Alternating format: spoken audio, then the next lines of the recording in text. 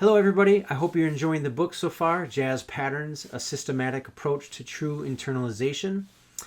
So today I'm going to be talking about Chapter 2, over the altered dominance, doing Pattern 2B, and this is going to be featuring the scale half-whole diminished.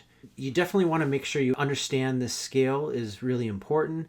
I'll just kind of give you a quick description that, make sure that you understand that is a half step and a whole step and a half step and a whole step going up the scale, and going down from the scale would be a whole step, half step, whole step, half step, and so forth.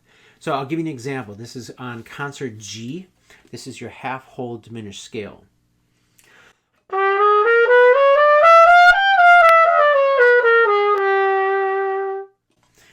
All right, and then one other little tip about this scale is it has two fully diminished chords basically intertwining each other. So over concert G, a fully diminished chord is all minor thirds up. So that's G, B flat, C sharp, and E, and then back to G.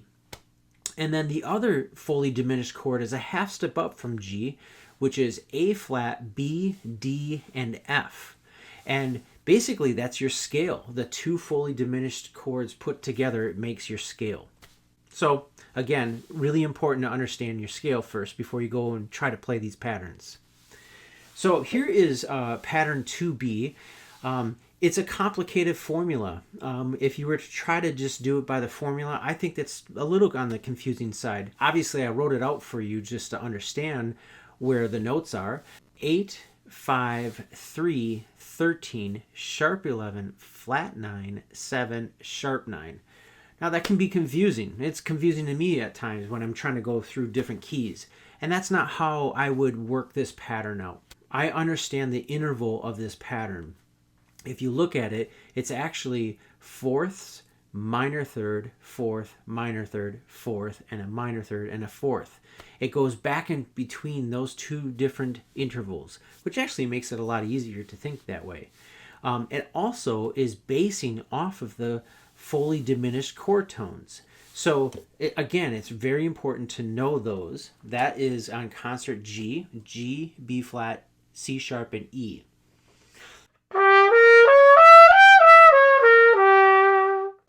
Now, I know that it's actually fourths. Can I do that off of each of those chord tones going down?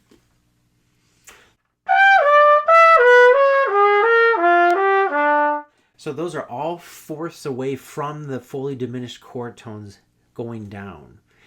Basically, this pattern is actually going to fourth, and then it's inverting the fourth. So it's just switching it up.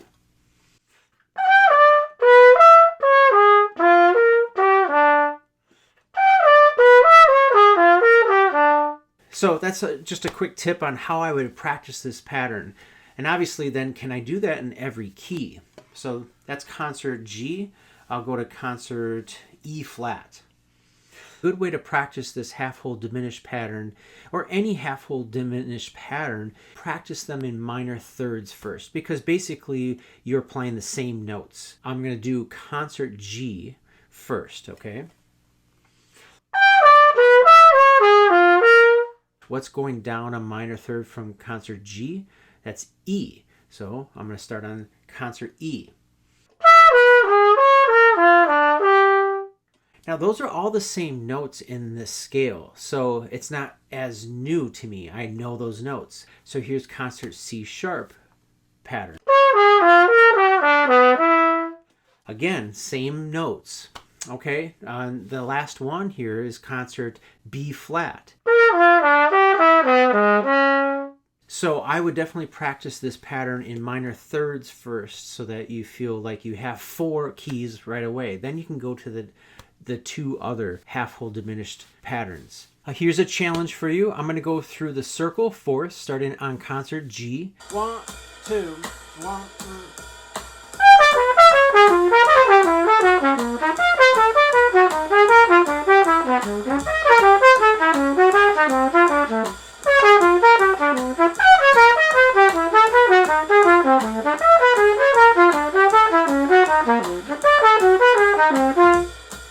All right. So not easy to do, and lots of practice on it. Just take your time on it. I get out of all these patterns is not only are they great for your vocabulary, your interval understanding, your ear training, your transposition, but it's technique. Being able to go through these types of patterns is really good for you. Happy practicing. If you ever have any questions, feel free to email me.